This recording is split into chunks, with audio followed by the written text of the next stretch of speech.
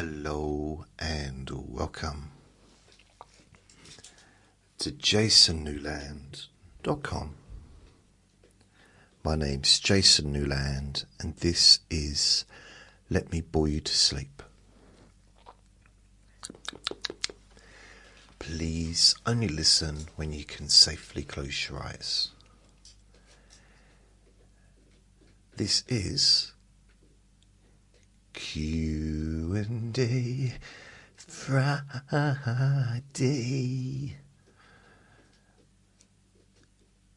And those of you that listen regularly will be very aware that it's late. It's very late. It is in fact a day late because today is not the 31st of October 2025, Halloween. It's the day after, Saturday the 1st of November 2025. Nearly Christmas. Or nearly bonfire night. Oh, I have a legitimate reason why I didn't make a recording yesterday. So apologies. I know I don't need a reason, but I do try and stick to the proper days. Yesterday, when I came to make the recording,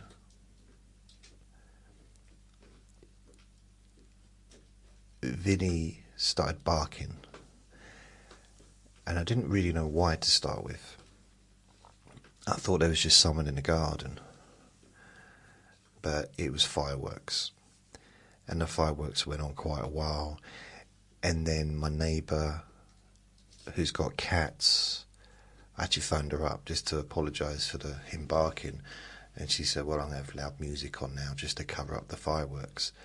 So that was kind of another reason why I couldn't really do the recording either. But yeah, it's mainly the fireworks. It's just the noise, the background noise. I probably could have been alright through the music, because I don't think the microphone would have picked too much of that up. But it was distracting to me. And also, I didn't know how long the fireworks were going to be, and I kind of left it to the last minute to do the recording. So I was going to do it between 7 and 9, because of the Big Brother, not execution, eviction. The Big Brother eviction is at 9 o'clock. So my plan was to do that and then kind of do the editing during the show. So it all kind of went up in smoke a little bit. Oh well. So I'm doing it now. I've got my window closed, the curtains drawn. There's no... I mean, there is someone in the garden over the fence, but with the window closed and the curtains drawn, it should block out most of that din, unless of course there's like whistles being blown and stuff like that, drum kits, but generally it should be okay. And then I've got my own little orchestra underneath the desk in the shape of a little red foxy number chewing on his bone. So that's it really. I'd like to say thank you. Oh, did I say only listen when you can safely close your eyes? So I'd like to say thank you to Ben, Emil and Jackie for your kind PayPal gifts. Yeah, I had to post I didn't have to, I suppose, but I posted a thing on my Facebook page, which is Jason Newland's Boring Group, if you'd like to join. Just posted, I don't like to ask help, but here is my PayPal. Much love. PayPal.com/PayPal me/Jason Newland. I don't do that very often, but when I do, it's generally because, on this case, is because I got bills that I have to go out, and food.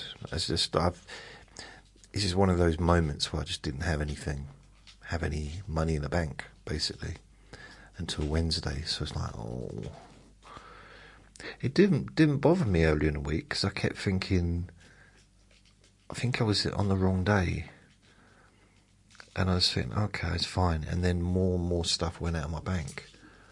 I need to keep more track of the different direct debits.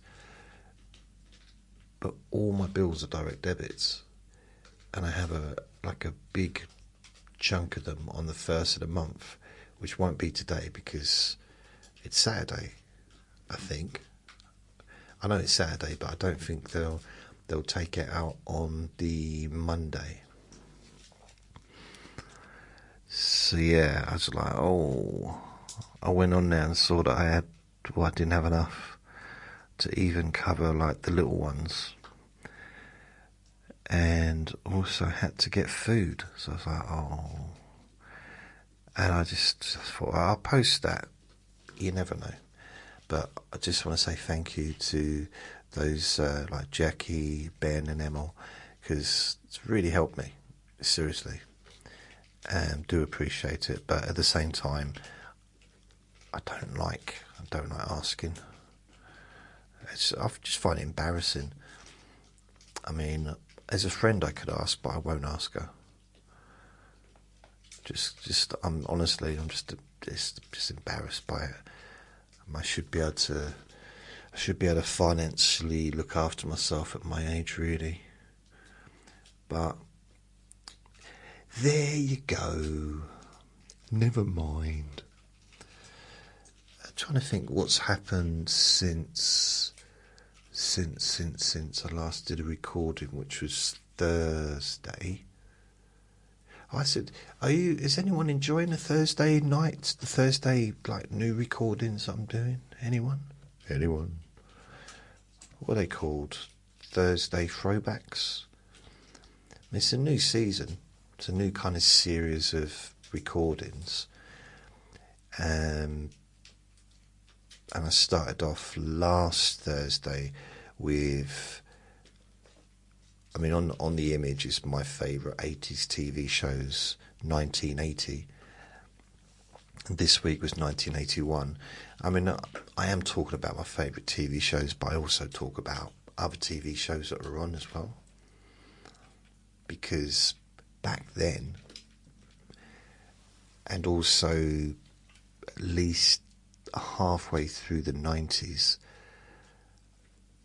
I would watch television all the time.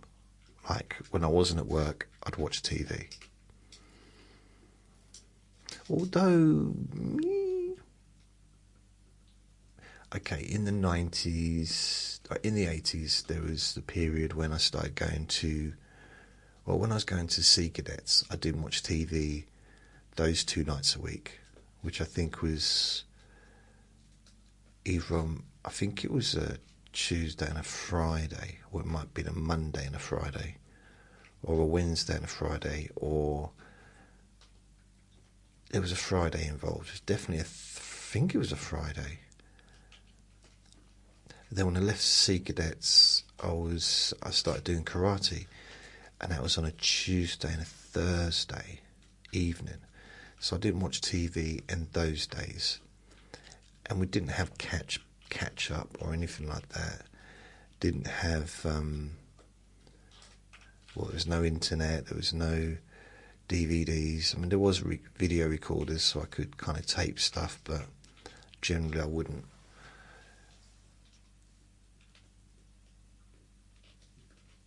And the only thing really that EastEnders started in, I think, 1985. I probably didn't get into EastEnders until about 1986. I watched it, but I didn't get really into it. So generally, and we used to have Omnibus. the omnibus EastEnders. So we'd have it on, I think when it started, it was on a Tuesday and a Thursday. And it expanded. I'm sure at one time it was on every single night of the week. It's not now, it's on Monday, Tuesday, Wednesday, Thursday. And I've not seen this week's yet, so I'll watch that tomorrow, I think. I think it's going to be my new Sunday ritual, watching the EastEnders for the week previous. And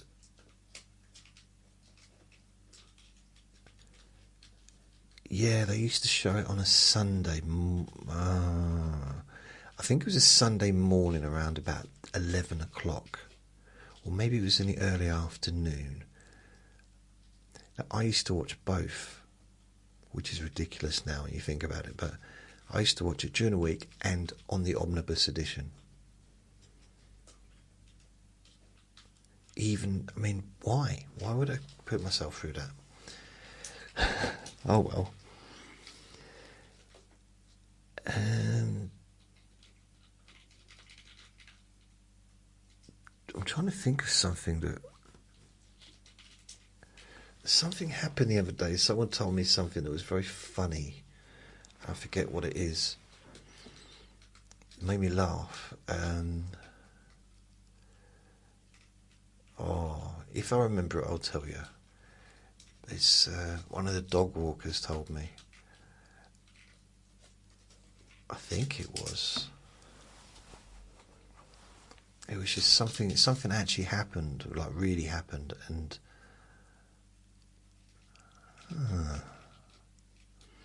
Vinny's okay, he's been good.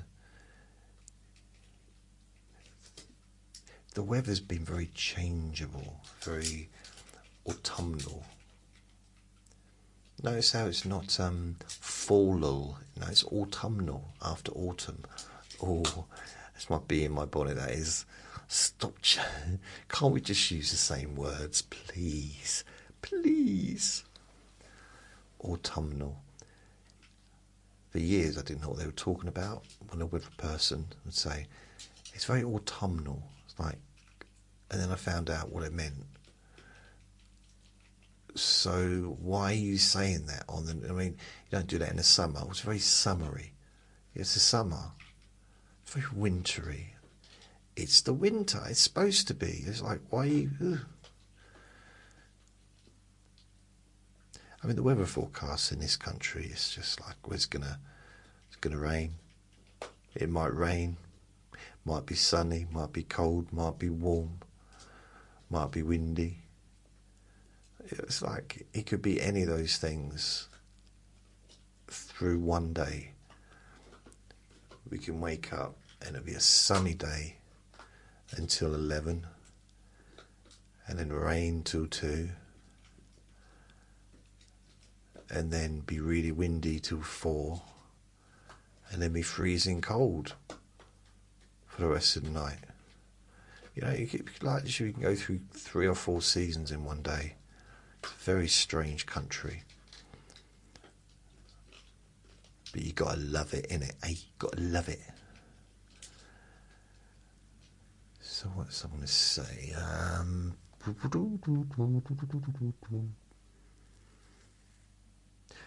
We don't have... I say we don't, but we... The kind of extreme weather that other countries have, we do get extreme weather compared to what we normally get. There are some places that have had, you know, bad weather and the results of that. But compared to, I don't know, like parts of America that have, is it whirlwinds? What's those things? Whirlwinds? Wizard of Oz things? And someone did post on my page about having hurricane season, but they're prepared for it. And the thing is, it's like, okay, I kind of... It's a weird one, isn't it? Because I think if you live somewhere and you live there, you've lived there all your life, or you've kind of, your family have lived there maybe for generations. It's your home, isn't it? And if a couple of times a year you have to go down into a cellar and, lock the door and hide from the wind, then I guess you become used to that. It's almost just like normal. It's like in some countries where they have crocodiles and lions and stuff. I mean, that's not normal, is it? But it is for them. Or Australia with some weird creepy crawlies. That's not... it's... I mean, in this country, we get spiders and stuff as a big phobia. But in this country, they can't hurt us. Unless, someone's allergic to them. But in Australia or Brazil or Mexico or all the different... some of the really hot countries... they got a reason to be scared of these reptiles. But they're the ones that don't seem to be scared of them. Like in Thailand, if they find a snake, it's just like, oh, okay. A serious snake. They just, either get some help to get it out or they get it out themselves. It's not a big deal because that's what they've grown up with. So yeah, I don't know, I just find it... So I suppose with us here, having multiple weather in one day is normal. And talking about the weather, as I've just proven, is the most popular conversation in England. I'm not going to say Britain. So I'm not going to say Scotland or Wales. I'm just going to say England. I'm going to just keep it to the south of England. Although I did live in the northeast. I did live in Scotland, I think, for a little while. I've lived in Essex, Suffolk, London, like the south of the country. Everywhere I've ever lived. If you wait at a bus stop, waiting for a train, just, a complete stranger or someone it's like, oh, it's cold, isn't it? Oh, it's warm, isn't it? Nice day today, isn't it? Hey. It's too warm, too cold, too windy. I like to say, no, it's lovely, I love it. I love the ice. I love slipping over. I tell you, when I go up and down them stairs, the communal stairs, I walk very carefully. Because it's nearly 2 years. No, blimey, no. Nearly 3 years since I fell down them stairs. Nearly 3 years. It was the beginning of December. And it was on the day when all the snow melted. So we had a lot of snow for about a few days. Settled, really thick snow. And then in one day, it was quite warm and it rained. Well, not warm, but it was warmer. And it rained and it melted all away. But in the process, it left like a mixture of oil and water and oil on the stairs that I didn't realise. And that's just from being outside, oil from the cars and whatever. Bicycles, cars. And I fractured my back in 2 places that time. I did a podcast about it. There's a picture of me in my X-ray costume. That was the beginning of December, and it was literally the first week that I got Vinny. And the only reason not the only reason, I'm not going to blame Luke, but I think he was more excited, my friend downstairs, Luke, he was more excited about me getting Vinny than I was. Because the fact is, he wanted him. But it's really strange. He said to me, not shortly before he departed my life, he and all lives, he said, well, you would have ended up with him anyway. And I didn't know what he meant. I kind of do now. So I think he just felt, well,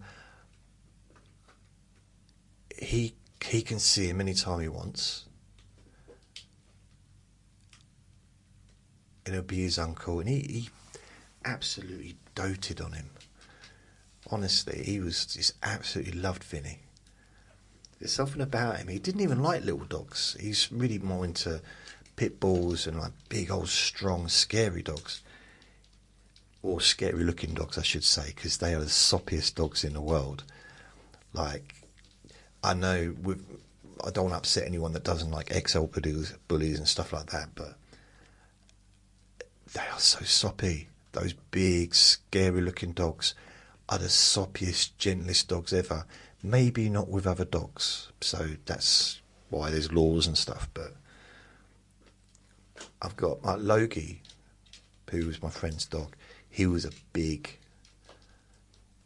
vicious dog towards other dogs, unfortunately. But he was like a floppy, carefree, farting machine who would just lay on anybody, loved humans, and you could leave your baby with him and know that your baby would be safe. I realise you wouldn't leave your baby with a strange dog, but I'm just saying that he was protective towards humans. But then we found out that chances are, we don't know 100%, that he'd been raised as a fighting dog, which explains why he was such a handful when it came to other dogs. The weird thing about it is, I don't know if I've told you this, so my friend, passed away. I had Logie for, how long was it? 3 months. So it's the end of November to the end of February, I think. Yeah, it was, so from the end of November, so it's the 24th of November, so it's nearly at the anniversary. So it's Friday the 24th. And it was the end of February that he finally got a home. So I had him for 3 months. The first thing I did was get him a mask. What do you call it? A masky thing. What do they call those masks for dogs? Not Halloween masks. Oh. It wasn't a balaclava. Anyway, the one with like the cage or whatever. And he was so good after that, going out. I mean, he was good, providing he didn't see other dogs, and he was perfect with Vinny. Loved Vinny. Although they did have some arguments living together for 3 months. But, I mean, 3 months living with anyone's got to be... There's going to be the occasional rubbing each other up the wrong way, isn't there? And that's what they did. And they both felt that they owned this flat up here. This was their home. Because Logie had been up here for years and years and years, nearly every day. Vinny had lived here since, well, he'd been here for 11 months at that point. So they both felt like, obviously Vinny felt this is his home, which it is, but Logie almost, pretty much, he also felt that this was his home, which in a way it was his second home, I guess. It was an extension to downstairs, still in the same building. So they'd have a few arguments, and that did worry me a little bit because of the size difference and because of how Vinny won't back down. Or he wouldn't back down. And I didn't like it. I would never leave them on their own together. in the same room. So if I had to go out, they'd be in separate rooms. Just for the simple fact that I didn't trust them. But I'd take them out together. But once I got the, what's it called that you put on their face? Not a mask, a muzzle. So once I got a muzzle for him, it was good as gold. And he would walk up. I could now walk up to the other dog owners, who I was used to saying hello to with Vinny, and the dog owners would be a bit startled, like walking away. I said, don't worry, he can't do a single thing. Because I also had a harness on him, and the muzzle was attached to the harness. He couldn't get out of it.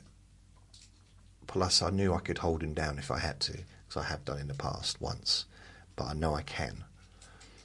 And that was without any harness or any muzzle. He broke through the chain because his daddy would not put a harness on, wouldn't put a muzzle on him. Sometimes he did, but he didn't like it. Logie didn't like muzzles, and I said, well, you're not supposed to like it. You're not giving it to him to enjoy. You're putting it on him so that you can protect other dogs. And in doing so, you're also protecting him from the outcome of that situation. But he used to forget or just didn't want it. So if I took Logie out, I'd take him somewhere where there was no one else around, but on this occasion there was, and this little dog ran towards him, and he was off the lead, and Logie tried to get to the other dog, and the other dog wasn't taking the hint, and he was still trying to sniff Logie's bum. I had to hold Logie down, and the person whose dog it was just strolling towards us like, can you hurry up? I could feel, when you see the, I think it's like on computer games, and you see like the energy level going down. That's what was happening with me. My strength and my energy was being depleted by the second, because holding down a strong dog like that was as strong as me probably, was very, very hard. It took everything, every single bit of energy and strength I've ever used was on that occasion. I mean, it was harder than, when I was younger, I used to load lorries with lambs and heavy boxes of offal, and I used to unload potato sacks, big old potato sacks, and have them thrown at me and catch them, and that was nothing. But unloading a lorry of potato sacks or loading up a lorry of really heavy boxes, nothing compared to that. It probably was only 5 minutes, maybe 4 minutes of holding Logie down. And to be fair, I was much younger when I was doing the loading up and stuff, so maybe I'd have found it easier to hold him down then. But I'm a lot bigger, and I'm stronger now than I was back then. I ain't got the engine I did. I don't have the lung capacity. I'm not supposed to at this age. I don't have the energy that I had back then. I'm falling apart. Wow. This is bad, isn't it? But I've got some, if you're trying to hold a dog down that doesn't want to be held down, having a bit of weight is good. But at the same time, I didn't want to hurt him. So that's the difference. He didn't want to hurt me, and I didn't want to hurt him. Now he could have bit me but he didn't, because he loves me.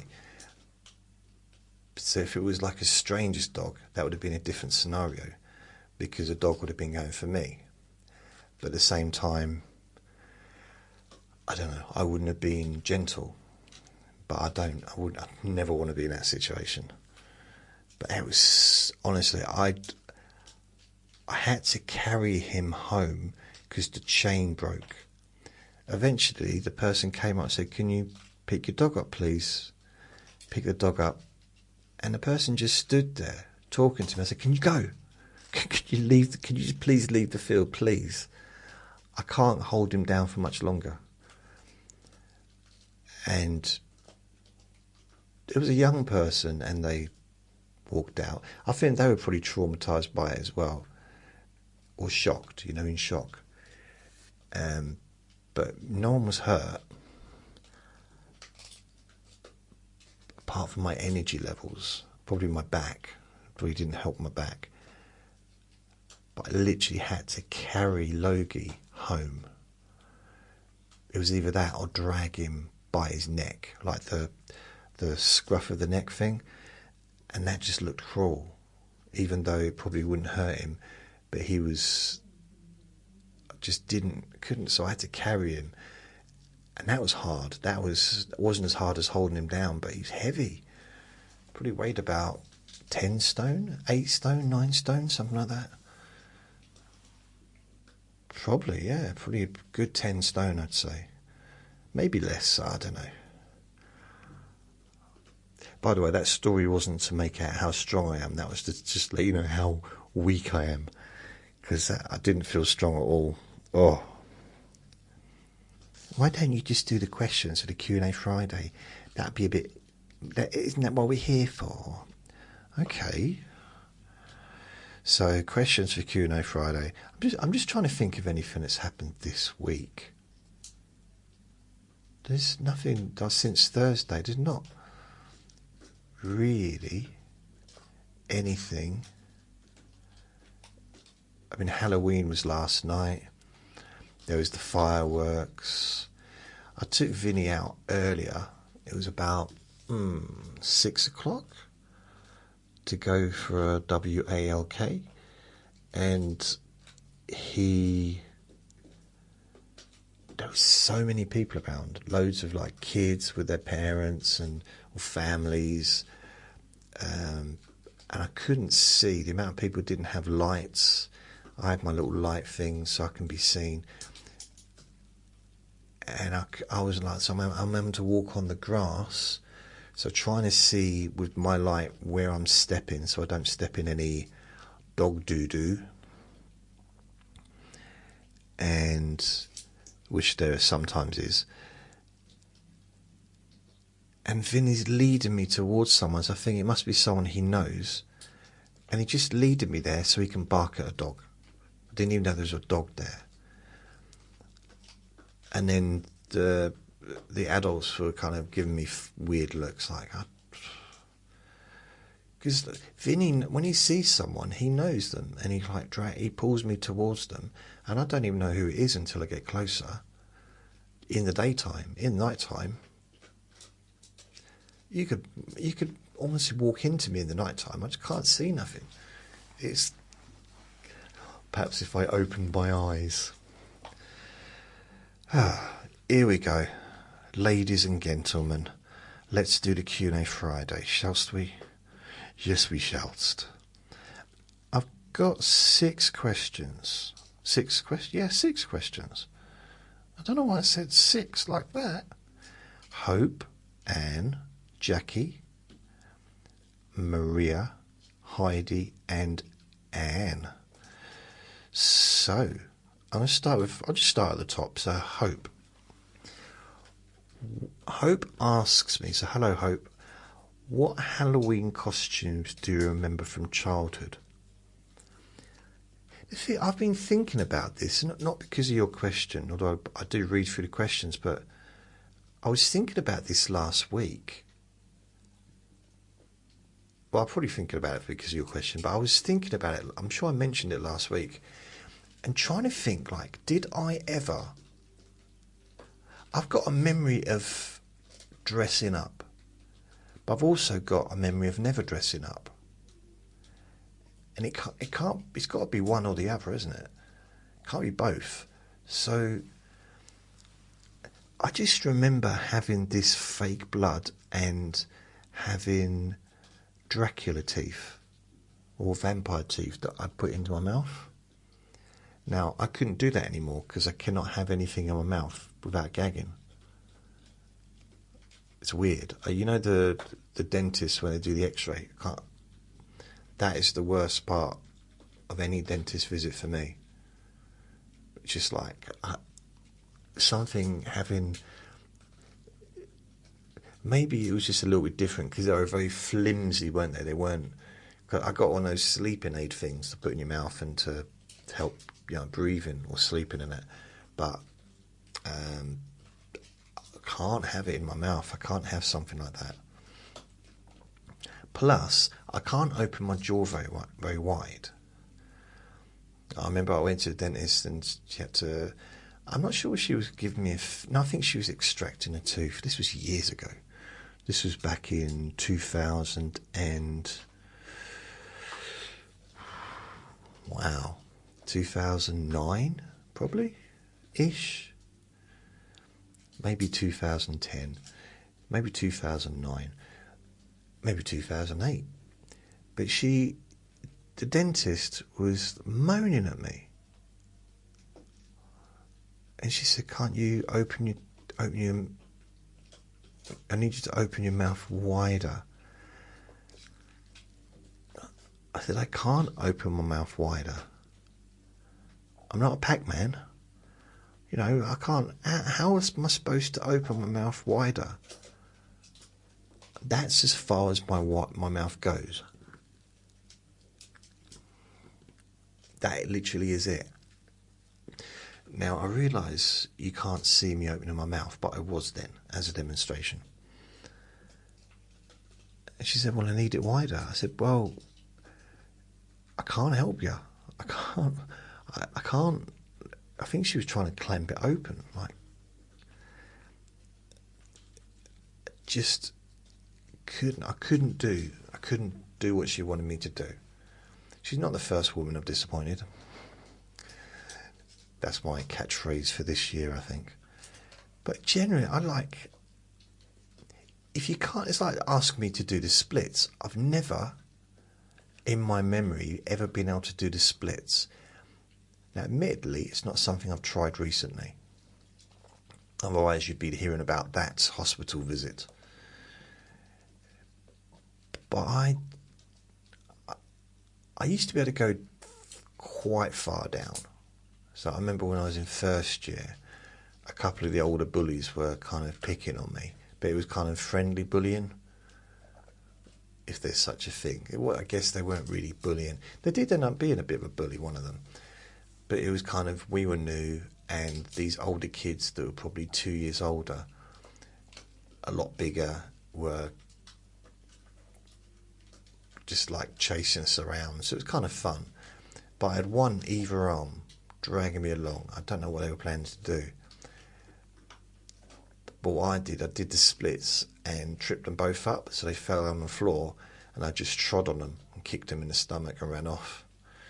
So, I was like 11, and I was very, very short. So I could kind of do the splits then.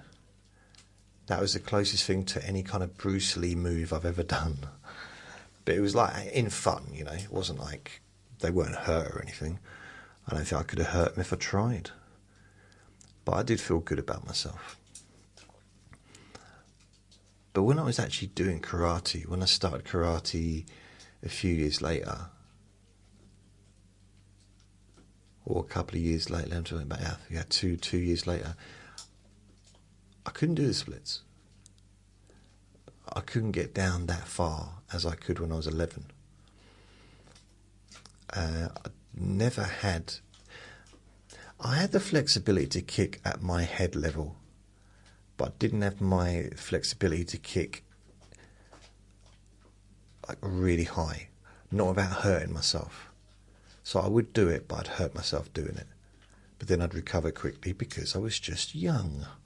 I was able to recover. But yeah, kicking high was never really a thing for me. And I practiced. I spent hours practicing at home and everything, but I was never... The thing is, the way I see it, right, is... And I had this when I was doing boxing. I remember the boxing bloke saying, you need to punch at when you punch at your head height.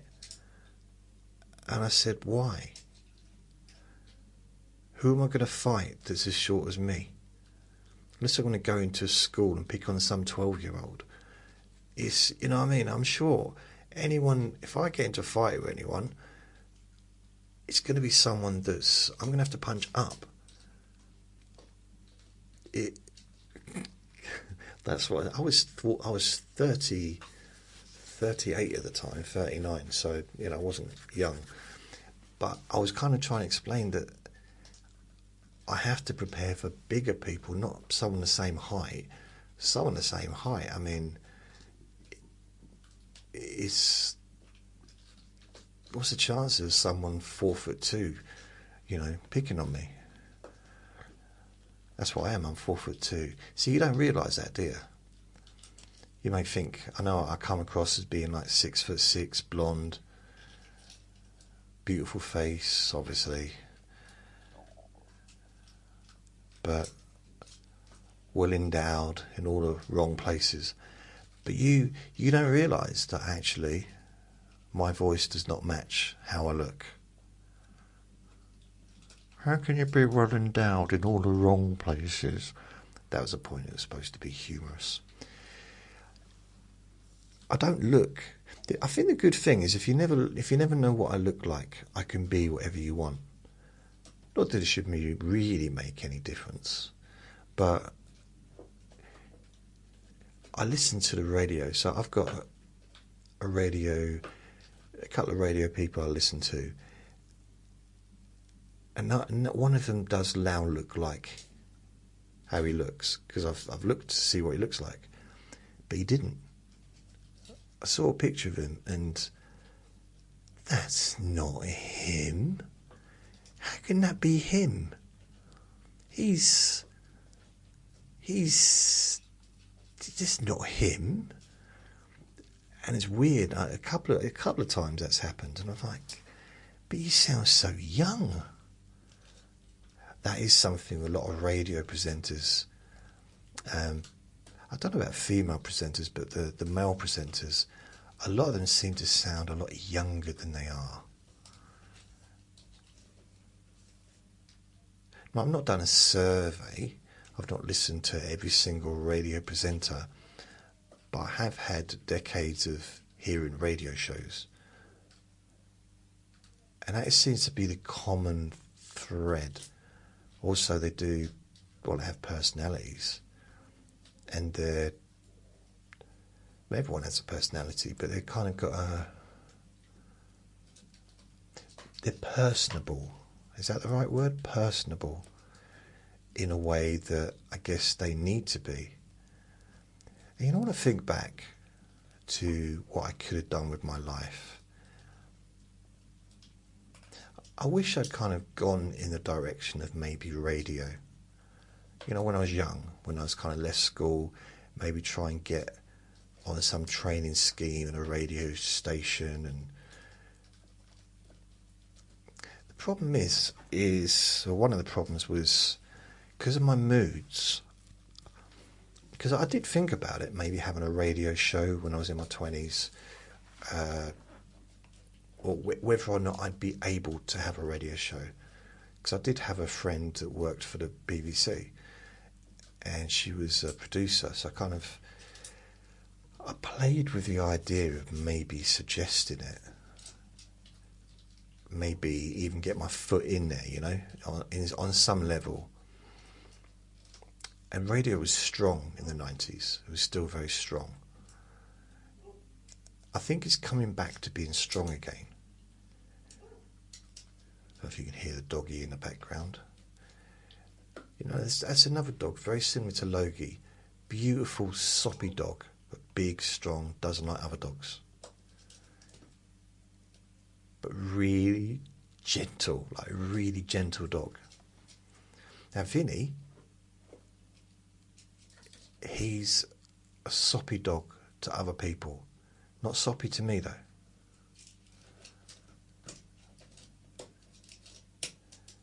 And he's soppy to some dogs, but other dogs he doesn't like. as he's got older, he's become more fussy. And the last year has been different to any other year. I don't really know why. You know, he barks at dogs for no reason, but he doesn't do it quite as bad. I think he's calming down a little bit now. Maybe he's gone through a period. Maybe he's, what is he, 7, 14, 21. He'll be 4 years old at the end of February, I think, or the end of January, February, March, something like that. 4 years old, which makes him 7, 14, 21, 7, 14, 28. That's an easy way to do it. So he's nearly 30 in dog years. That's there's a little bit, quite a calming age, isn't it? I think I was a bit calmer when I was 30 than I was when I was like 24. I don't think I was. I know I was. I'm HAPPY. So what Halloween costumes do you remember from childhood?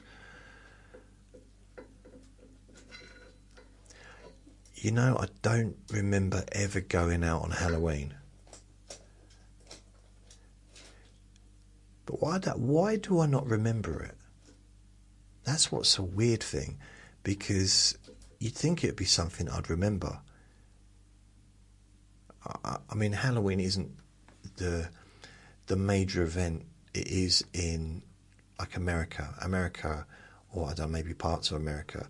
Halloween is a big deal, and it's not ignored here. I mean, you know, a lot of people still get into it and they love it, but it's not.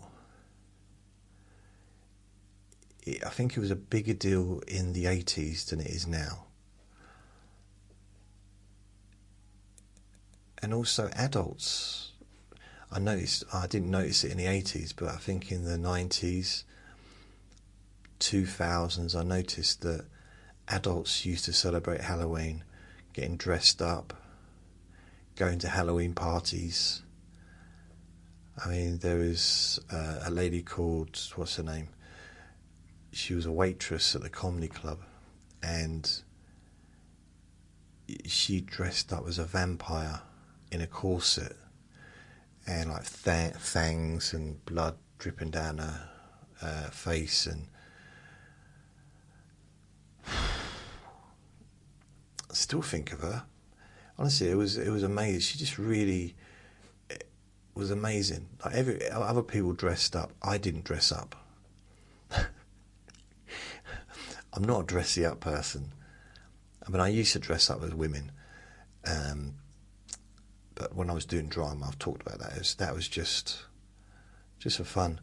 But I was at school, and I was just messing around with the makeup and the clothes, and there was like so many different things to put on. But I think when I left school,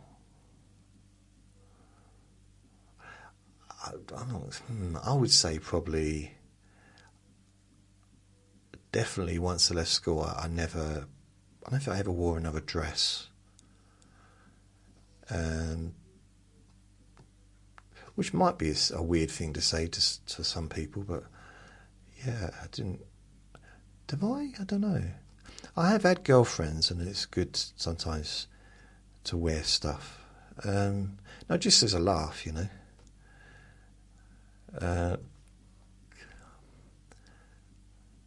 I remember once when I was working in my last insurance job, there was a woman there. She was working at the same desk as me in the office call centre, and she was fuming.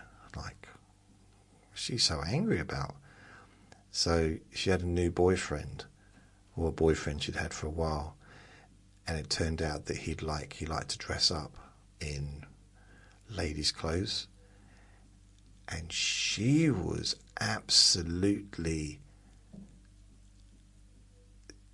spitting teeth and venom. She was everything. She was absolutely, like, she couldn't stop going on about it.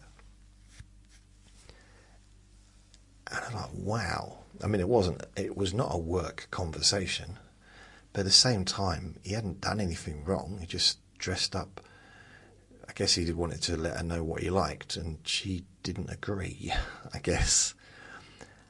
But I was like, whoa.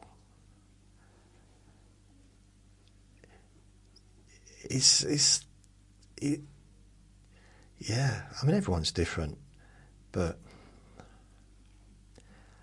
I guess I'm not quite so shockable by stuff like that. I mean, if it's something you don't like, just, nah, no thanks. Next. It's like, no, you're right, I'm not really into that. It's like being tied up and stuff like that. Like, no. It's not that I need to be in control, but I need to be in control of myself. I don't want to be in control of anybody else, but I do need to have control of myself. Take that away and I got nothing. So I need to, I'm not giving away my control for me to anyone, unless literally, I was arrested or whatever, then I wouldn't have any control, would I? But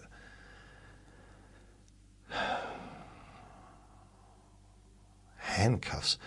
Why do they have to handcuff people behind their back, like the police? Why not? A serious situation, I get it. But if it's just a standard thing, why can't you just handcuff in front? If you put them into a police car or into a police van, they can't do anything. And you're just arresting them because of something small, like not aggressive.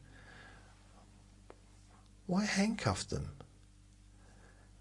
I mean, if I got arrested, I wouldn't need handcuffing. It's like, what am I going to do? Run away? Look at me. How far am I going to get? It's just like, I don't know, I didn't think I'd be talking about handcuffs today. Halloween costumes. Yeah, so I honestly don't remember. Now it's not a cop-out, it's genuine. I don't remember ever dressing up. I suppose I'm a bit of a spoil sport maybe, or a bit of a non-team player. I've never dressed up at work. Other people have. I guess I'm a non-participator. I don't know. I think like with work, putting on, a shirt and tie and trousers and nice shoes is for me a costume. When I was working, that was me dressing up every day. I didn't want to dress up in anything different, because when I got out of work, I would chuck that stuff off, because that was not how I dressed. I'm not a smart dresser. I'm really not. I'm wearing a tie. I don't think I'm ever going to wear a tie again. I mean, I suppose unless I have to, but I don't foresee that. Ties. Never liked ties. Never. When I was a security guard, we had those pin-on ties. And I couldn't figure out why. Or what the hell was that about? It's basically in case someone grabs your tie and it just pulls off, so they can't get a hold of you. So, okay, that's a good idea.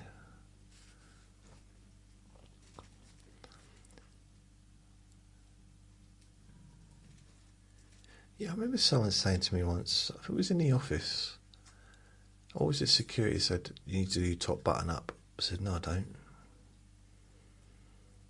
And they didn't know what to say, like, no, but you do. I said, no, I don't.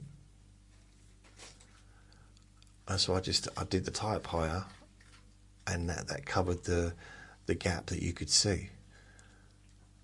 But you can't. But you have to at the top. I said, I can't breathe with the top button. I cannot have my neck restricted like that. Well, get a looser shirt. Then there's going to be a gap, isn't there? So that gap you don't want will be there, whichever way you look at it. And then they do things like, oh, you're not allowed to chew gum. This is in the security. You're not allowed to chew gum. And so I just had to put my foot down sometimes. I said, look, guys at work, we're in a work environment, yeah? This was work at Canary Wharf. And there was a lot of guards. It was a high risk situation at that time, 1996. And so everything was a bit serious. And I was doing security for a newspaper group, the Mirror Group actually. And so my supervisor said, you can't chew gum. And I thought about it, and I looked at him and said, you know what, I'll tell you what, here's how it works. Everything outside of my mouth is within your control. Everything inside my mouth is within my control. And he looked at me like, oh, he didn't know what to do with that. I said, you can control what goes on or outside my mouth. I think it was a bit too weird, a statement for him. I ended up getting on quite well with this bloke. But another time he said, he came a bit picky on me at the beginning. I went in there and he said, you forgot, you haven't had a shave. I said, I know. He said, you have to be clean shaven. He said, no, I don't. He said, it's in the manual. They had a manual. You have to be clean shaven every day for work. I said, what's the alternative?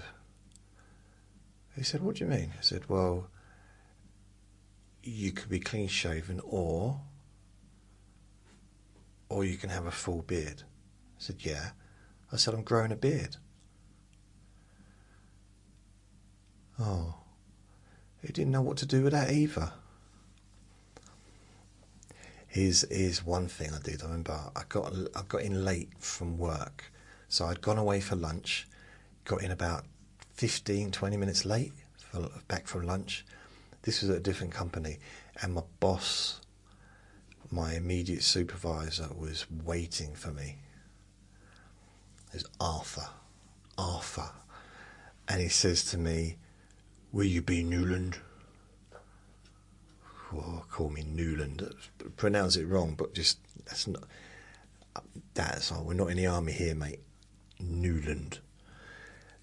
And he said, where you been? I said, I've been out for lunch.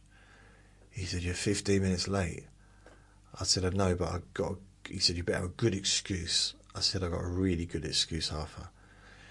He said, what is it then? And he stands there with his arms crossed, tapping his foot. Like, what a cliche. Tapping his foot. How dare you tap your foot at me? Ooh. And I said, to be honest, mate, I just spent all lunch trying to find something to buy you for your birthday present. Now, he didn't know that I knew it was his birthday, like in a couple of days' time. And he just smiled, just got out of my way, and I went back to work. He didn't know what to do with that.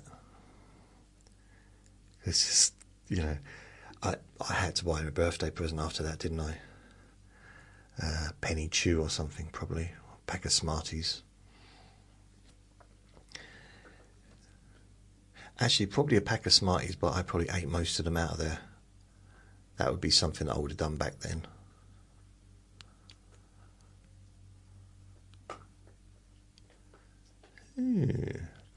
So yeah, hope. This is terrible, isn't it? I'm not very good at this answer. Halloween. I mean, it's definitely trick or treat was a thing. So I remember it. I just... Maybe I went around with my little brother to do trick or treating because he would have been old enough to do that when I was in my teens. I was 8 when he was born. So when I was for like, what, 13 or 8, 9, 10, 11, 12, he'd be 5. So maybe I went around with him.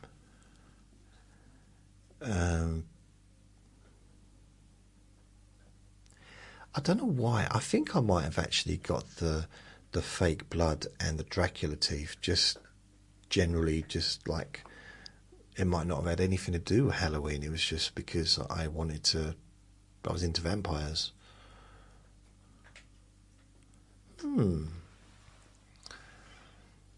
So, sorry about that. I can't think of really have any much of a memory of childhood Halloween.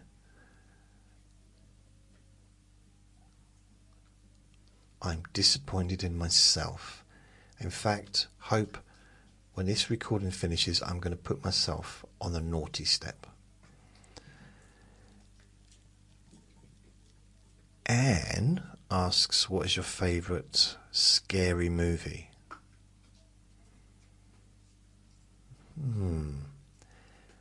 Anything that involves weddings. Romance movies, they scare me. Scary movie. If you go back, so I think I'd have answered this at different stages of my life. Alien completely scared me when I first watched it. When I was a kid. Zombie flesh eaters. All those old zombie movies that were banned that I watched, that were really graphic and scared me.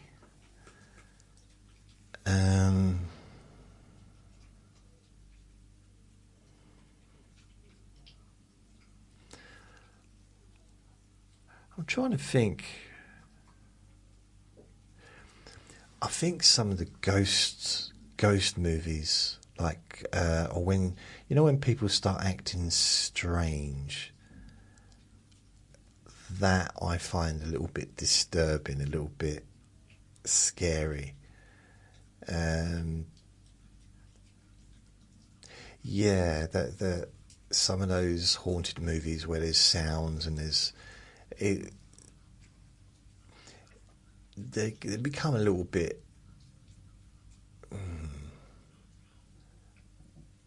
There's a kind of a certain formulaic measure to them, I would say.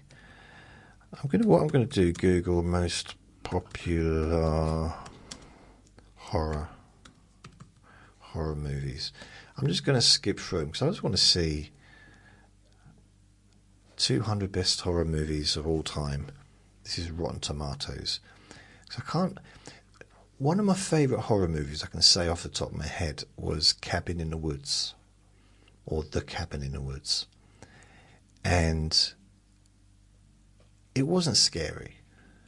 I don't really find horror movies scary anymore, unless it's real life, unless it's like really real. So anything with monsters, that don't scare me. But if it's something, in fact, I won't watch stuff like that. I won't watch, someone being kidnapped or someone being like, yeah. If it's, I found the Saw movies to be hard going.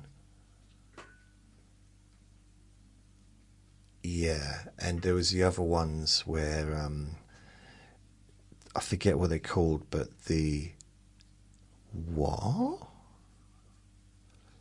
His House. Apparently the #1 movie is called His House.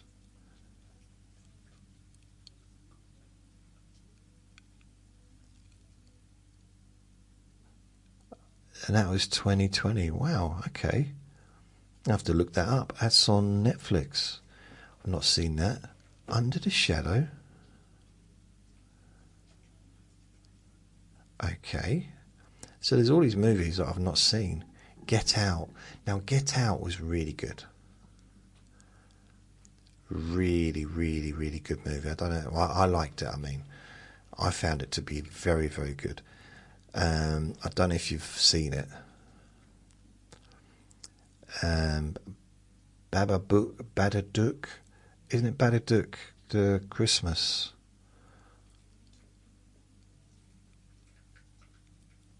Oh, maybe not.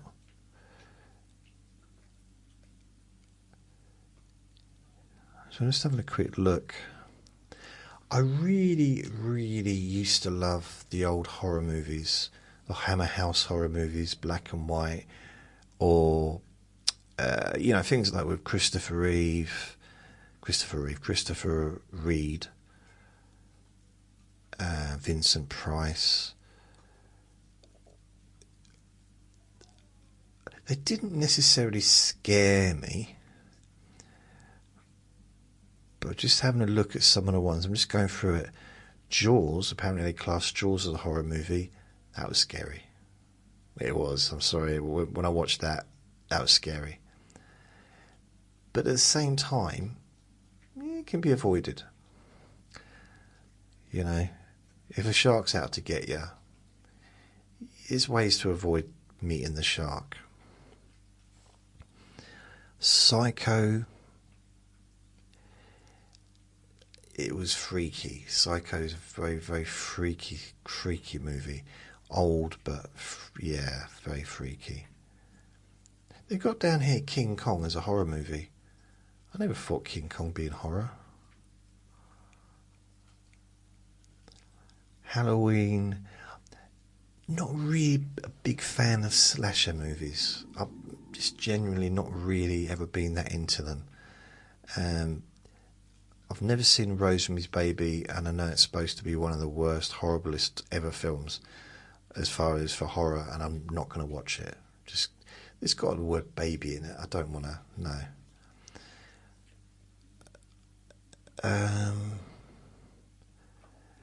Oh, yeah.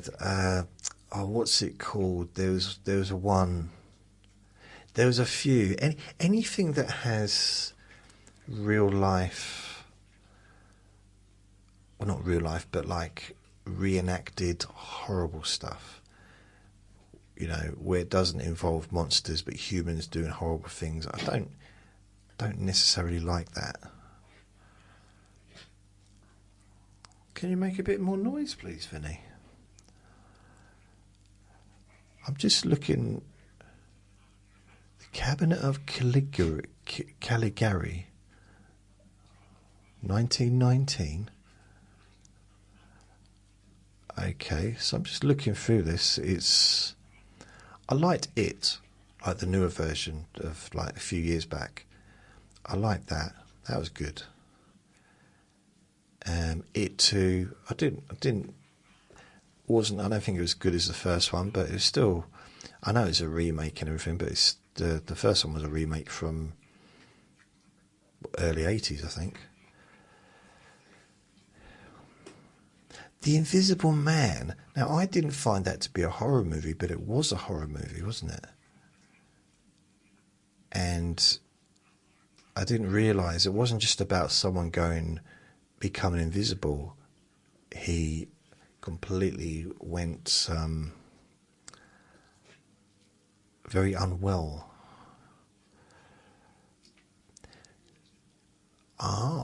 So The Fly, the one in the 80s, I loved that movie. I didn't find it scary,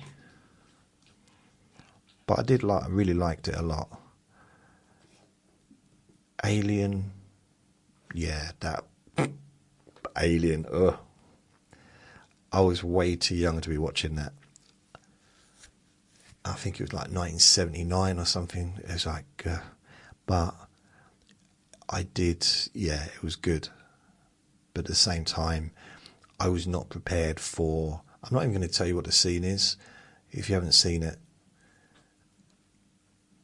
Just because if you don't know it's coming, it's one of the most shocking things I've ever seen. Like at that time, I was just not expecting it, and I like stuff that I don't expect in a movie. I mean, Carrie. I've seen both. I mean, I quite like both the original and the one after. The Birds, not really that. I mean, how much water can that little penguin drink? Yeah, the Alfred Hitchcock. I'm surprised they haven't redone his movies. Maybe they don't need to be redone. But, yeah, not really. The Birds, not that bothered. I mean, they're very atmospheric with the music. How much noise can he make? Like chomp, chomp, chomp, chomp, then lots of water, and then flapping his ears. And now he's climbing onto my table, looking for something to eat, even though he's got a plate of food right down there. And he's oblivious that I'm talking about him. This naughty boy. Nightmare on Elm Street. Oh, yeah, I found that scary.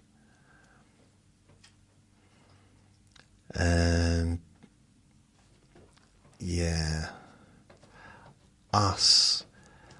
Oh, Us 2019. That was, that actually was freaky. I'm going to use the word freaky, being freaked out rather than scared. It was unsettling.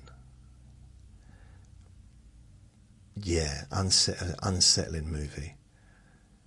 I'm just trying to see what others. I mean, Day of the Triffids I found a bit weird as well. But yeah, I loved The Fly. That was Jeff Goldblum. Was that David Cronenberg? Oh, I didn't know that. That was a good movie. Invasion of the Body Snatchers, 1978. Wow.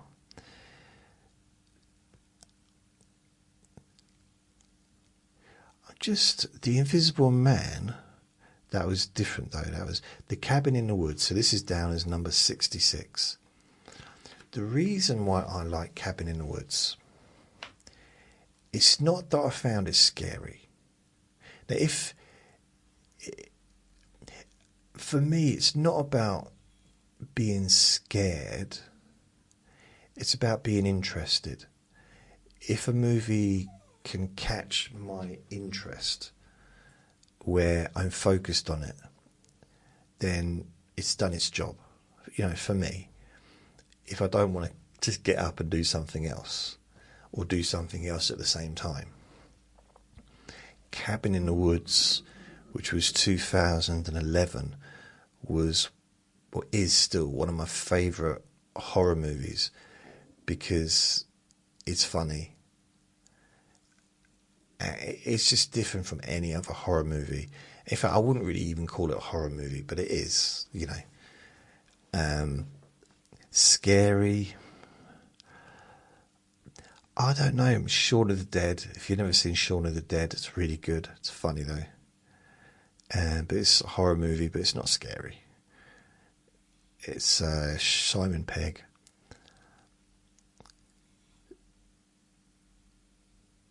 I'm just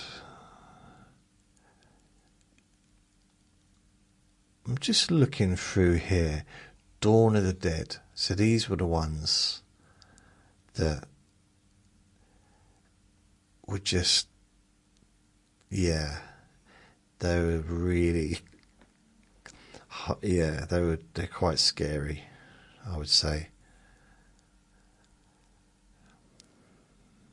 There was one movie that really freaked me out a little bit, and it was based in a hotel room. I think it might have been called A Room something, and it was very strange. It's basically quite a famous actor, and he was just him in this room. in a hotel room and the whole night, and it's very, very weird. Very weird. The Witch was good. I like that. But it wasn't enjoyable. It was tense. A little bit too tense. 10 Cloverfield Lane with John Goodman. Really good movie. I'd recommend that to anyone. It's really good. And it is tense. And John Goodman, scary in that. Really. I don't want to spoil it. If you haven't seen it, it's worth a watch. 10 Cloverfield Lane. And yeah, John Goodman. That version of John Goodman you would not want to cross. Mandy. I don't even remember that one. Okay. Attack the Block. That's quite a good movie, actually. It was funny. And it's just like a British movie. Aliens attacking and stuff. So that was good. I quite like that. I'm just trying to think. Misery. Oh.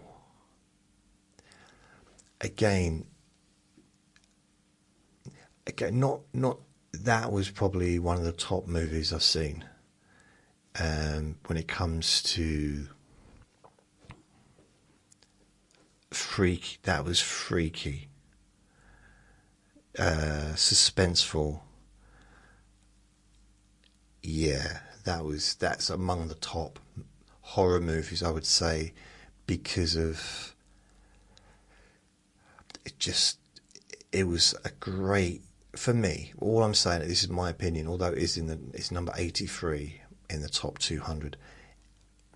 I've not seen it for years. Mr. Man. I still remember certain things. It's like Kathy Bates and James Caan. What a movie. Wow. I'm just looking at some of these other movies. They're quite old. The Invitation. No, that's not the right. So there's quite a few that aren't on here that I did like over the years. Zombieland. I liked Zombieland. Wasn't scary though. But that's Woody Harrelson, Jesse Eisenberg, Emma Stone. It's funny, but I wouldn't say it was scary. What's this? Okay, right. I'm just looking. Yeah, there's a few. Okay, if I was going to choose, I'll just see it on the screen. It helps me being reminded of stuff that I've seen. I know this isn't the question you asked, what is my favourite scary movie? So this is my answer. An American Werewolf in London from 1981. My favourite horror movie ever. And it was scary when I watched it, first time I watched it. But it was also very funny. Brilliant movie. I would argue one of for me, the best horror movie that was scary. Now, Cabin in the Woods wasn't scary. I didn't find it scary. But yeah, An American Werewolf in London, that is my answer to you for that. I just want to have a quick look to see what else there is on this list. So The Evil Dead.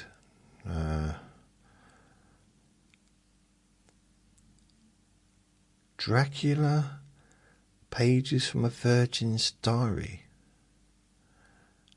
Nope, never heard of that before. No. Eraserhead. What was those movies with Eraserhead in? I found they were freaky as well. Okay, another one of my favourite horror movies.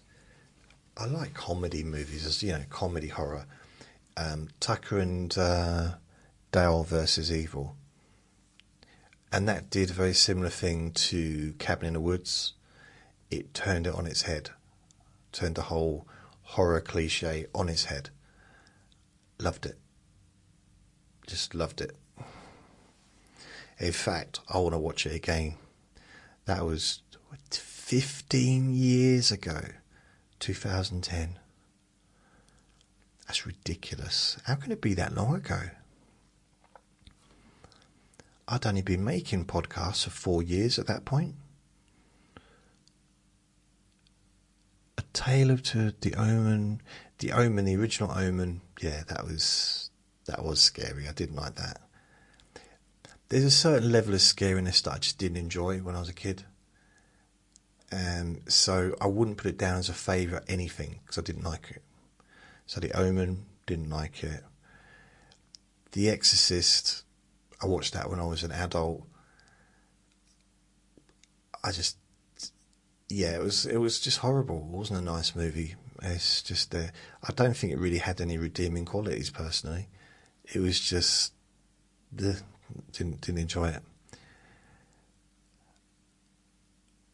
I did laugh at some parts as well. I don't think it's supposed to be funny.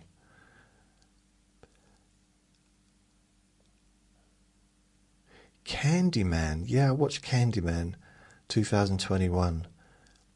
That was quite a good movie actually.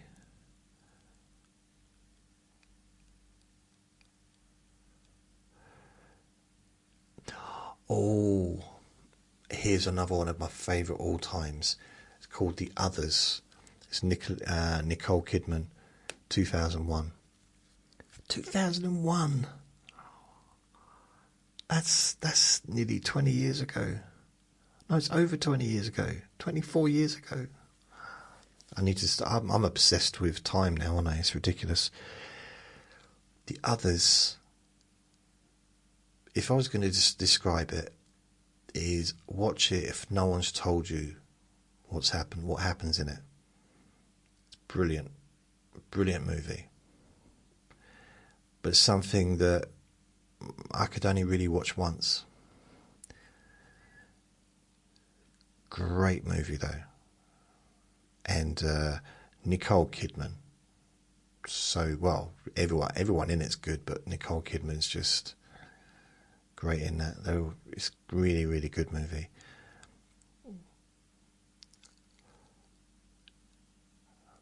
Fright Night, 1985. Loved that movie. But I was a kid, and yeah, I didn't find it scary though. There was a movie I'd found scary. Actually, I don't know if it was a movie or... There was a TV show that I used to find scary called Tales of the Unexpected.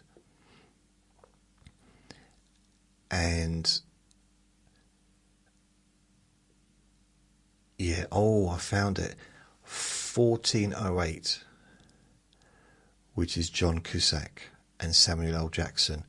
It's basically... he checks into a hotel, into a one room, and freaky. But whatever I was talking about a minute ago, that was what I can't remember what I was talking about. Oh yeah, Tales of the Unexpected. Seriously. Some of those, because it was like half an hour shows,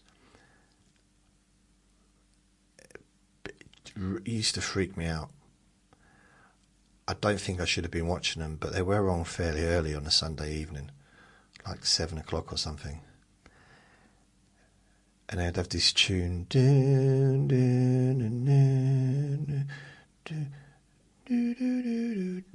Anyway, it was a tune, musical, and even now, I sometimes watch it if it's on. It's still freaky. It's really weird. It was done by Roald Dahl. He wrote, I don't know if he wrote all the episodes, but he definitely wrote all the episodes for the first series. Maybe he wrote all of them. And he had one heck of a mind, that man. Next question. Sorry, I don't know if I really covered that. Jackie, ghosts, magic. Do you believe in the supernatural? I wouldn't say that I believe. Do you believe?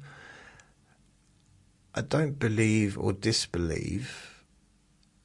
I believe in magic in a sense of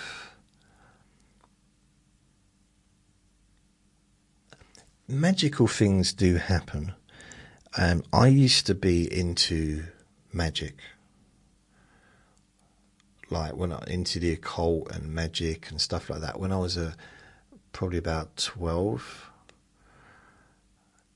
yeah, about 11, about 12 years old. I was 11, 12. I was really into that stuff, and I was reading books on it, and I was practicing spells and stuff like that, burying onions, all things like that. And I was fascinated by it. But then I realised after reading quite a few of the books that a lot of it is thinking, is how we think.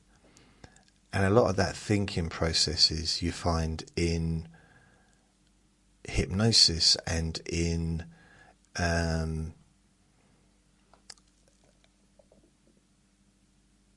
I don't know, like NLP or cognitive behavioural therapy or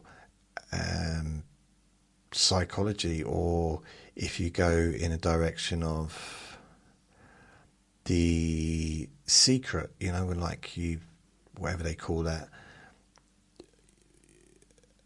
manifestation. So there's so many connections between that and some of the old magic, which doesn't, it's like, actually it's what you're thinking. So, and it comes down, Earl Nightingale kind of broke it down to a very short sentence: we become what we think about. So I realise this probably isn't what you're asking, but this is kind of how I see it, is we get more of what we focus on. We get what we give back. So we get the energy that we give.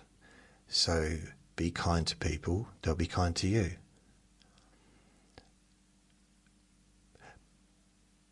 But for me, it's the additional, like a little side, you know, little bit of information at the side, to not be kind to people for them to be kind to you, which is the extra addition. So to be kind, not expecting kindness back. To wish someone well, but not expecting them to wish you well back. Or to, you know, wish or hope for someone to have prosperity and to celebrate. Because I love it when people are doing well. Someone's, you know, got a job that they, or got, you know, something's come really nice in their life. Like, good for you. Never jealous. It's never like, oh, how come you've got it and I haven't got it? I'm not saying I've never been jealous. I'm just saying, in these days, in those kind of situations, it's like actually feeling positive towards someone else for a good, something nice that's given them some pleasure and happiness, actually feels quite nice myself. It feels nice inside. It took a while. It's only been the last 20 years that I've really started like focusing on that. So I spent 20 years trying to help people, nearly 20 years. And I guess when I started, I did believe helping other people would help me. But that wasn't the reason I was doing it. I think my reason for it was, there's nothing more important than helping other people. And I know if you read self-help books, they say, yep, helping yourself is more important than helping other people. Charity starts at home and all those cliches. But actually, helping other people helps. Nothing helps us more than helping others. That's my belief system, I guess. So even if it means, like helping someone, giving someone some food, but then it leaves me short of food, I believe that food will come into my life. If food will be there if I need it. But that other person might not have eaten for like 2 days. I never go more than 4 or 5 hours without eating. So that's the way I kind of look at things, that is magic. And also the energy. You think that, you look at something the other side of the room and it looks like that's just clear. And there's nothing between you and the room maybe, or you and the cabinet, or you and the television, or whatever. But there's whole billions and billions of particles of energy that you can't see. It's almost like whole universes, it's sort of microscopic between us and the wall or the TV. So we're literally walking through matter. And we're part of that. And we're all, it sounds like I'm lecturing now, follow me. We're connected. That's another thing I've kind of come around to recently. I pondered it for years. But we're all related. And I know that just being related doesn't necessarily mean that we have to get on. Lots of people have got family members that they just don't get on very well with. But there's a difference between not getting on very well with and wishing someone harm. So you can still wish someone well and keep away from them if that's necessary. So I've got like an estranged family. Some of my family that I haven't seen, close relatives that I haven't seen for decades. But I wish them well, genuinely. Not in a, what's the name? Not in an Adele way. When she's singing about her boyfriend that left and he's now with someone else and he wishes her well. No, he does. She doesn't wish him well. She wouldn't be writing a song about how he's broken her heart and how can he be with someone new if he wishes her well. It's just silly. So I did those lyrics once years ago in a podcast, but not in that kind of fake way, but genuinely like, okay, that's my brother. We grew up together, or as my sister. We spent the first 14, 15 years of our lives in the same house, sharing the same bathroom, going on the same holidays, maybe going to the same schools, seeing each other every day. And we go different ways, perhaps we just don't get on personality-wise, or for many different reasons, but we're still connected. And I start to think that I'm starting to think that way about everyone, people that I don't know. Maybe it was to do the DNA test a few weeks ago or a few months ago. Literally, if we can't go, like my bloodline ends, or my particular, I don't know. Yeah, my twig, I'm going to say twig, my twig on the tree ends. I guess I'm not even a branch, I'm just a twig on a branch. My twig ends with me. There's no one else comes after me on my little twig. But I've got cousins, other twigs, maybe family that have had kids, and it carries on there. But my little twig finishes. it can't go any further. But if I go back, how can it end?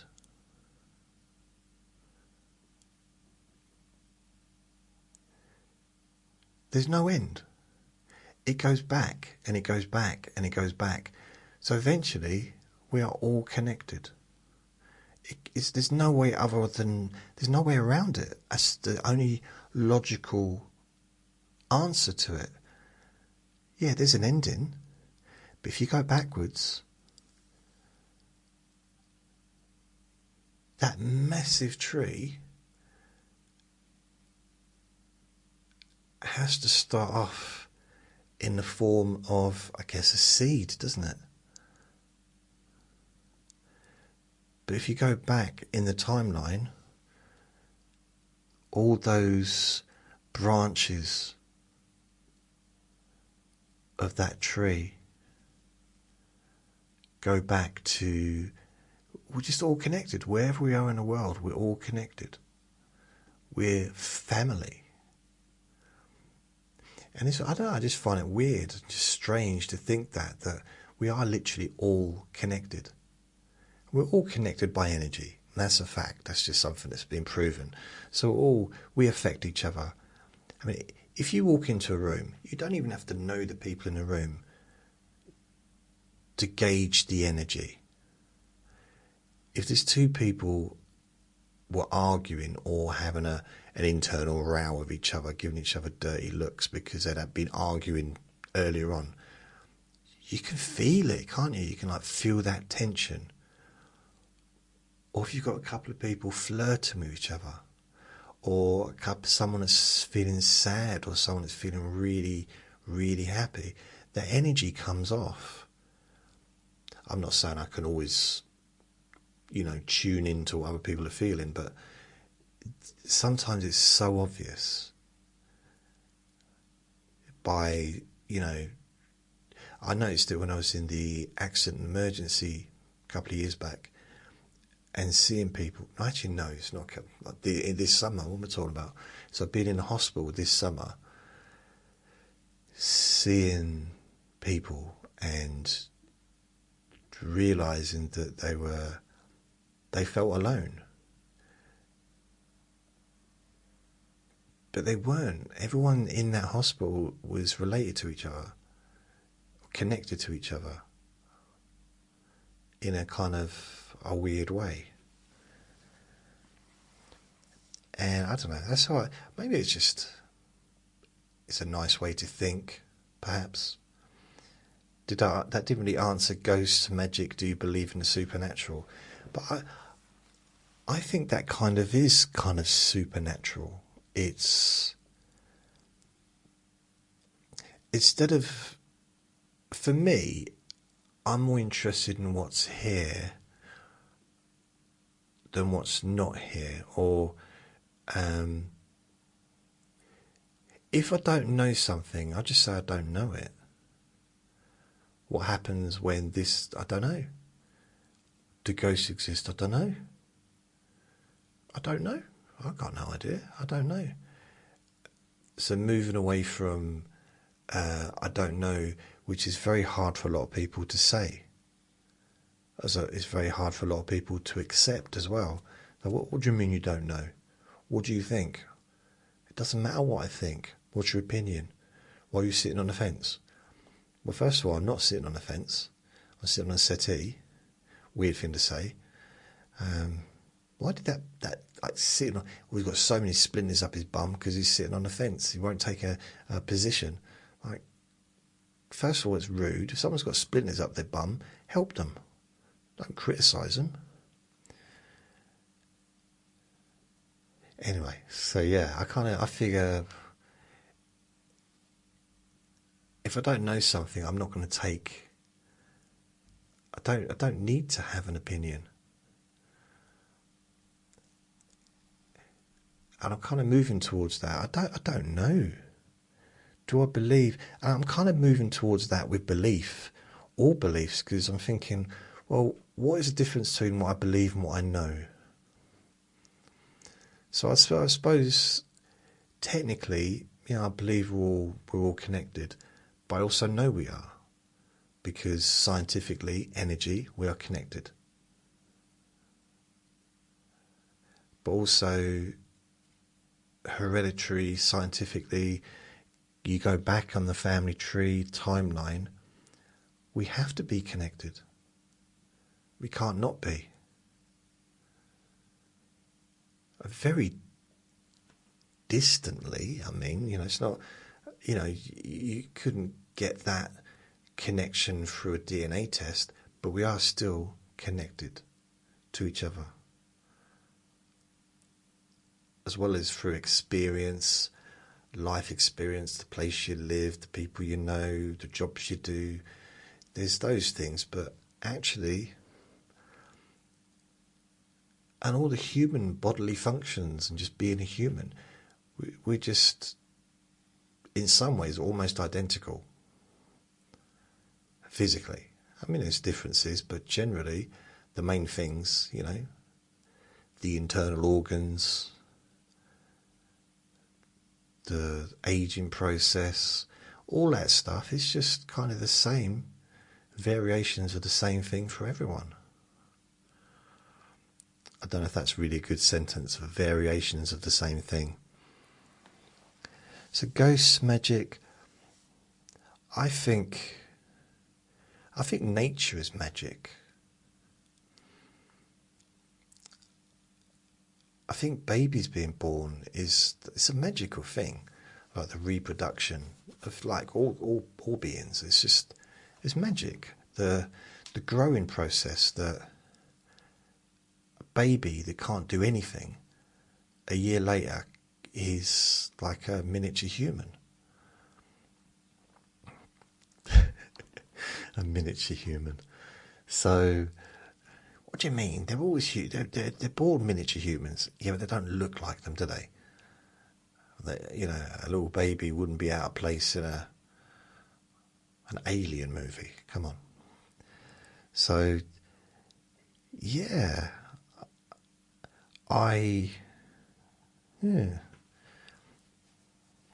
So I believe. I don't really believe in things that I can't know. In a sense, if I don't know, then I don't know. People say, "Oh, what happens when this happens?" If I don't know the answer, then I don't know. I'm not just going to believe in something because other people believe in it, or just believe in it for it to make myself feel better. Although I do believe in what we think about affects us, affects other people, how we treat other people affects their lives, affects our lives. But I wouldn't say that's a belief as such as just a fact. But a fact that's not really given much energy, much attention. And this whole manifestation thing, this manifesting, it wasn't. So I've delved deep into that over the last few years, probably about like 5 or 6 years. And the Secret movie, the movie called The Secret, it's almost like, well, just I want this and then I'll get it. It's not like it was magic.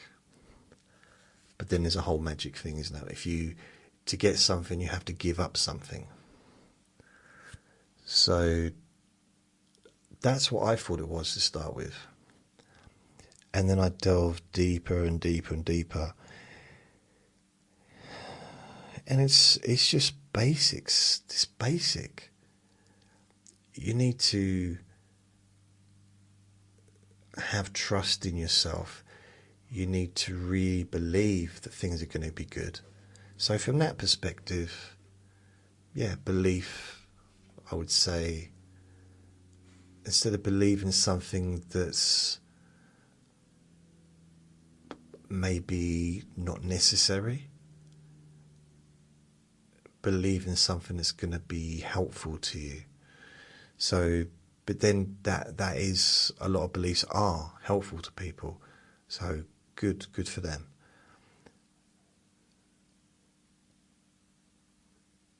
So I think for me, my belief system is helping people is the best thing I could do with my life. Even if it's just making silly recordings that maybe helps relax or bores people to sleep or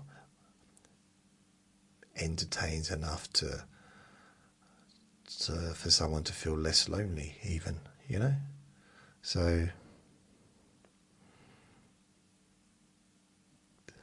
I don't think I've actually answered any of these questions. I do apologise. Maria, I've already answered your question, I'm afraid. I answered it about with hope. I can't remember ever doing trick or treat as a child. So, although I didn't mention your name when I talked about it, I hadn't looked that down on the questions that far down.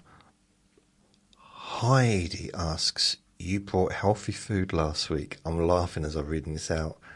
I remember thinking, what is Jason going to do with 2 cabbages? My question is, did you succeed in cooking meals for yourself and did you like it? Brackets, I love cooking but couldn't bother if I had to just cook for myself. The answer is yes and no.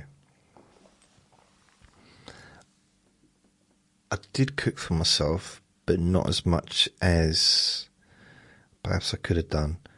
And I did give some of the food away to my neighbour downstairs because I wasn't going to use it. I didn't want it to go off. I don't like chucking food away. But yeah, so I did cook, but I didn't quite stick. My idea of what I was going to do didn't really materialise. No. I let myself down. I'm very, very, very ashamed.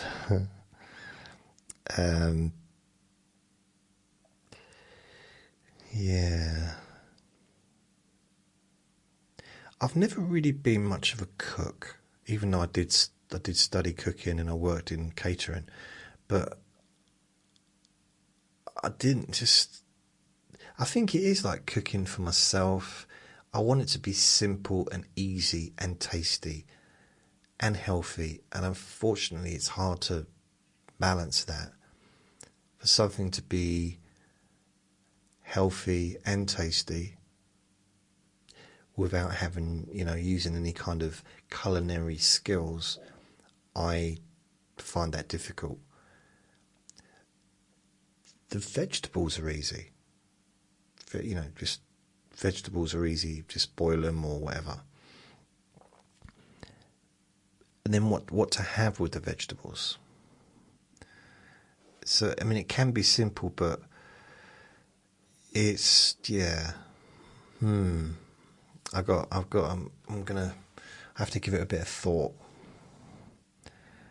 Anne asks, what is your favourite Halloween candy? Right. I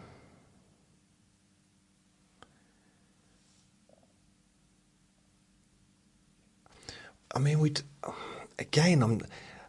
don't really have. I mean, I guess there is, because we call it sweets here, but I don't know what. I don't know what kind of stuff that Halloween does. Because I don't really eat much chocolate these days or sweets because of my blood sugar level, so I had to kind of cut down. But when it comes to sweets and chocolate,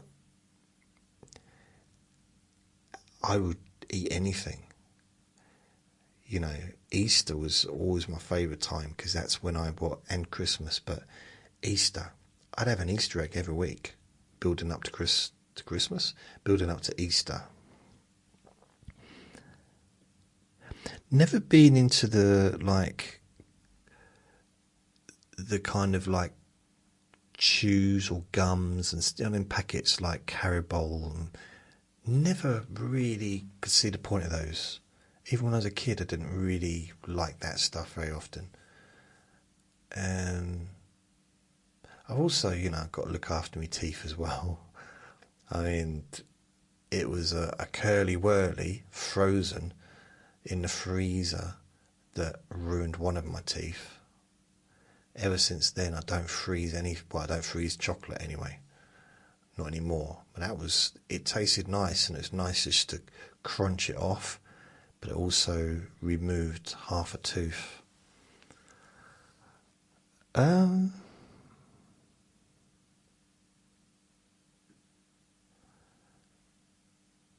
like chocolate. I suppose my favourite thing would be, again, I hardly really eat any, but I suppose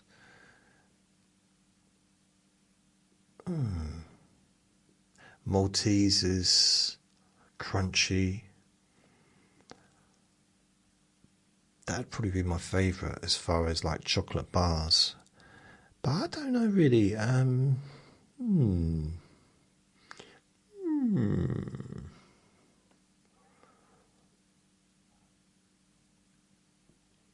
I don't really.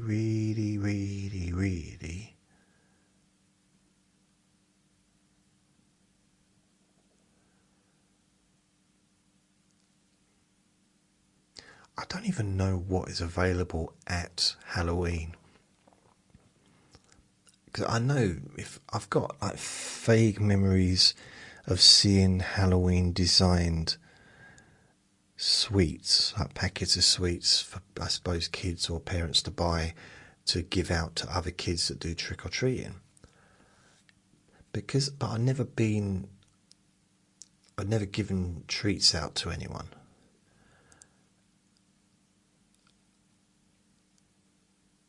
So I don't know. I mean, and I don't really go out hardly. So to like play, I get all my food and stuff is delivered.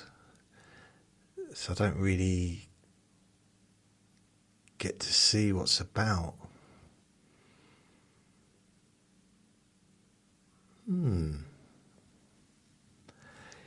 Yeah, so I don't, and because I didn't really go trick or treating. I mean, when I was a kid, I'd eat anything that was sweet.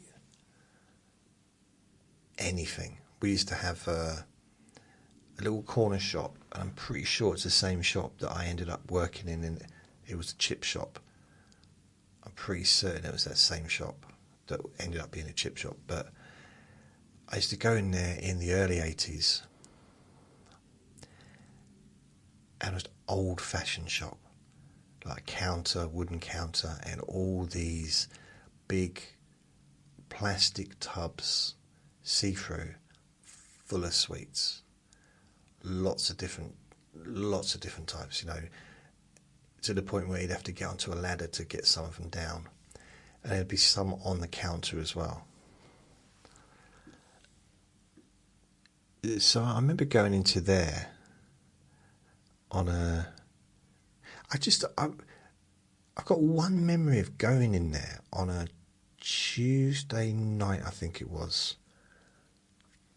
and getting a bag of sweets. So it'd be like 5p or 10p worth of sweets. And I was excited because Charlie's Angels was going to be on at 7. And I was just getting the sweets to eat while I watched that. And they'd be in these little white bags, these little white paper bags, and they'd put all of them individually in the bag. So if I had mint sauces, or whatever they were called, or bonbons, strawberry, strawberry, lemon, or just toffee, like plain. I think I probably preferred the plain and the strawberry. I don't think they did chocolate bonbons. Then they had those monkey nuts, which were like, I don't know if they're monkey nuts, but they were like little toffee, really hard toffee, little ones with chocolate on. Oh, honeycomb, that's another thing I used to love. Sort of like a bar of honeycomb, and it literally would stick my mouth together. It was tasted beautiful, felt extremely uncomfortable. I'd spend especially if I was at work, so sometimes when I was working, I'd have a honeycomb bar for after I've had made dinner, like my lunch sandwiches, and I'd have a honeycomb bar, and I would literally spend the rest of the day with my tongue trying to get the honeycomb out from between my teeth. And it was kind of quite a nice distraction, to be honest.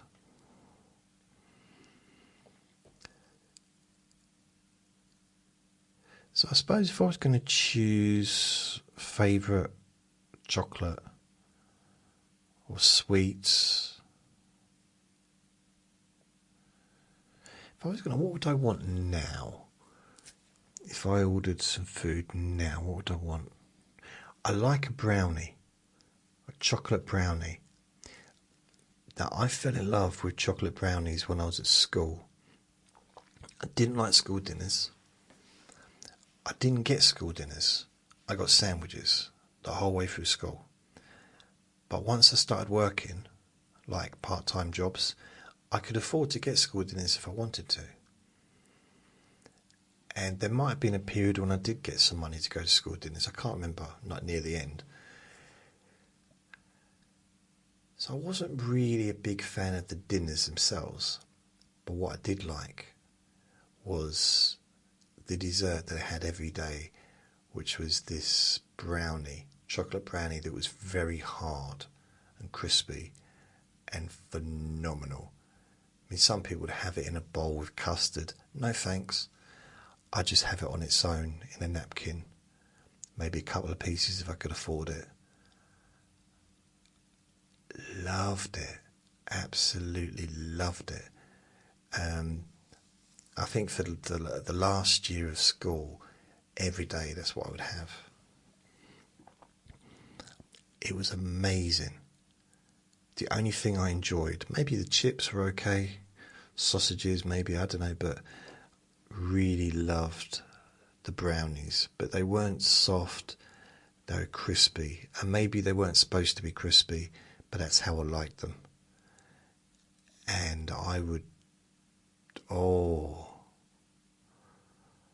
and they got to know me. They'd like just get it for me. I'd like the corner bits as well. Oh, yeah, because they're extra crispy. Now I think Vinny Manilli wants to go out for a walk. So I'm going to bring this recording to a close.